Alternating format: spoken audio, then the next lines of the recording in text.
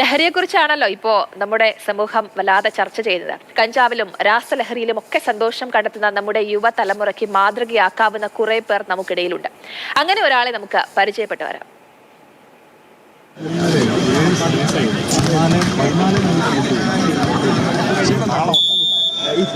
ഫൗളുകളും ടച്ചും ക്രോസും black ഔട്ടും എല്ലാം നിരീക്ഷിച്ച് വിസിലടിച്ച് കളി നിയന്ത്രിക്കുന്ന 68-കാരൻ. ഇടുക്കി ബാലഗ്രാം കിഴക്കേപ്പറമ്പിൽ KT തോമസിന് വോളിബോൾ ഒരു ലഹരിയാണ്. കഴിഞ്ഞ 42 വർഷമായി ഈ കളിക്കളത്തിന്റെ വരകൾക്കുള്ളിലാണ് തോമസിന്റെ സന്തോഷം. മനോഹരമായ ഒരു ഷോട്ടിലൂടെ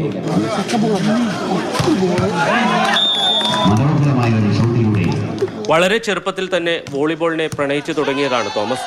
കുഞ്ചിത്തണ്ണി എല്ലക്കൽ പള്ളി മൈതാനത്തു നിന്നും തട്ടി തുടങ്ങിയ വോളിബോൾ ആവേശത്തിന് ഈ 68-ാം വയസ്സിലും ഒട്ടും കുറവ് വന്നിട്ടില്ല. ജീപ്പ് ഡ്രൈവറായി ജോലി നോക്കിയിരുന്ന കാലത്ത് നിരവധി ടൂർണമെന്റുകളിൽ പങ്കെടുത്തിരുന്നു. പിന്നീട് 1983-ൽ റഫറി ടെസ്റ്റ് പാസ്സായി കേരള വോളിബോൾ അസോസിയേഷനുമായി സഹകരിക്കാൻ തുടങ്ങി. ഇപ്പോൾ നാഷണൽ റഫറി പാനലിംഗ് അംഗമാണ്. ഓട്ടോറിക്ഷ ഓടിച്ചാണ് തോമസ് ഇപ്പോൾ ജീവിതം മുന്നോട്ട് കൊണ്ടുപോകുന്നത്. കഴിഞ്ഞ 27 വർഷമായി നെടുങ്കണ്ടത്തിനടുത്ത് ബാലഗ്രാമിലാണ് താമസം. ചില സ്വകാര്യ സ്കൂളുകളിൽ പരിശീലനവും അവധിക്കാലത്ത് കോച്ചിങ് ക്യാമ്പുകളും കുട്ടികൾക്ക് നൽകുന്നുണ്ട്. രാസലഹരിയിലേക്ക് വീണുപോയ പുതുതലമുറയെ അതിൽ നിന്ന് മോചിപ്പിക്കാൻ തോമസിനെ പോലുള്ളവരുടെ ജീവിതം ഉപകരിക്കും. മാതൃഭൂമി ന്യൂസ്, ഇടുക്കി.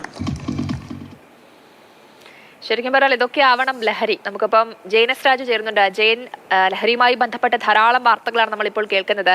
നമ്മുടെ കുട്ടികൾ വഴിതെറ്റിപ്പോകുന്ന വാർത്ത വളരെ വേദനയോടുകൂടിയാണ് നമ്മൾ കാണുന്നതും. ആ ഒരു സാഹചര്യത്തിലാണ് ഈ 68-കാരൻ വോളിബോളിനെ ഇങ്ങനെ ലഹരിയാക്കി മുന്നോട്ട് പോകുന്നത്. ഓട്ടോറിക്ഷ ഓടിച്ച് ഉപജീവനം നടത്തുന്നു, അതിനിടയിൽ കളിയും കൂടെ കൊണ്ടുപോകുന്നു. തീർച്ചയായിട്ടും ഇങ്ങനെയുള്ള ഈ തോമസ് ഏട്ടനെ പോലെയുള്ള ഒരുപാട് മനുഷ്യർ നമുക്കിടയിലുണ്ട്. പ്രത്യേകിച്ച് ഒരു പ്രായം കഴിഞ്ഞിട്ടും ചെറുപ്പത്തിലൊക്കെ കളി ആവേശം ഉണ്ടാകും. പക്ഷേ ഒരു പരിധി വിട്ട് കഴിയുമ്പോൾ, കുടുംബമൊക്കെ ആയി കഴിയുമ്പോൾ പിന്നീട് ഈ കളിയൊക്കെ ഉപേക്ഷിച്ച് ജീവിത പ്രാരാബ്ധങ്ങളുമായി മുന്നോട്ട് പോകുന്ന ആളുകളാണ് കൂടുതൽ പേരും.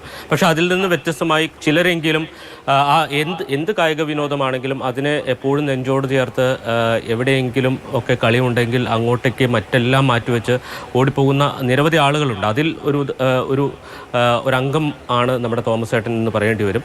നമുക്കറിയാം, ഇങ്ങനെ ഈ കളിഭ്രാന്തുമായി നടക്കുന്ന ആളുകളെ കുടുംബത്തിൽ നിന്നടക്കം ആളുകൾ വിമർശിക്കാറുണ്ട്. പക്ഷേ നമ്മളിപ്പോൾ ഈ കാലഘട്ടത്തിൽ നിന്ന് ഈ സമൂഹത്തിൻ്റെ അല്ലെങ്കിൽ ഇപ്പോഴത്തെ ഒരു സാഹചര്യം വെച്ച് നമ്മൾ മനസ്സിലാക്കുമ്പോൾ അല്ലെങ്കിൽ പരിശോധിക്കുമ്പോൾ ഇത്തരം ആളുകൾ എത്രത്തോളം മാതൃകയാണ് എന്നുള്ളതാണ്. കാരണം നമ്മുടെ സമൂഹത്തിൽ ഒരു വിഭാഗം അല്ലെങ്കിൽ ഒരു കൂട്ടം ചെറുപ്പക്കാരെങ്കിലും രാസലഹരിക്ക് പിന്നാലെ പോവുകയാണ്. അവർ ശരിക്കും പറഞ്ഞാൽ മൈതാനങ്ങളിൽ നിന്ന് ഒരിക്കൽ പോലും അവർ എത്താറില്ല. മൈതാനങ്ങളിൽ നിന്നകന്ന് ഏതെങ്കിലും രീതിയിൽ ഇടുങ്ങിയ മുറികൾക്കോ അല്ലെങ്കിൽ ഒഴിഞ്ഞ പറമ്പുകളിലേക്കോ കേന്ദ്രീകരിച്ച് അവിടെ രാസലഹരി ഉപയോഗിക്കുന്ന ആളുകളായി മാറിയിരിക്കുന്നു. അവർ വഴിതെറ്റിപ്പോകുന്നു എന്ന വിമർശനം നമ്മുടെ സമൂഹത്തിൽ ഉയരുന്നുണ്ട്. അപ്പോൾ അത്തരം കുട്ടികൾക്ക് അല്ലെങ്കിൽ ആ കുട്ടികളെ വീണ്ടും മൈതാനത്തേക്ക് കായിക വിനോദങ്ങളിലേക്ക് എത്തിക്കുകയും അതിൻ്റെ പ്രാധാന്യവും അതിൻ്റെ ലഹരിയും അവർ ആസ്വദിക്കുകയും ചെയ്യുന്ന ഒരു കാലഘട്ടത്തിലേക്ക് നമ്മൾ മടങ്ങിപ്പോകേണ്ടതിൻ്റെ ആവശ്യകതയാണ് ഇപ്പോഴുള്ളത്. അവിടെയാണ് തോമസ് ഏട്ടനെ പോലെയുള്ള ആളുകൾ നമുക്ക് മാതൃകയാകുന്ന ഉദാഹരണങ്ങളാകുന്നത്. ഇതൊരു ഉദാഹരണം മാത്രമാണ്. ഇതേപോലെ ഒരുപാട് പേരുണ്ട്. വോളിബോൾ മാത്രമല്ല, ഫുട്ബോളിനെ സ്നേഹിക്കുന്നവരുണ്ട്, ക്രിക്കറ്റിനെ സ്നേഹിക്കുന്നവരുണ്ട്. അങ്ങനെ കായിക വിനോദത്തെ സ്നേഹിക്കുന്ന നിരവധി ആളുകളുണ്ട്. അവരുടെ ഒരു പ്രതിനിധിയാണ് തോമസ് ഏട്ടൻ. തോമസ് ഏട്ടനെ പോലെയുള്ള ആളുകളുടെ ജീവിതം നമുക്ക് മാതൃകയാണ്.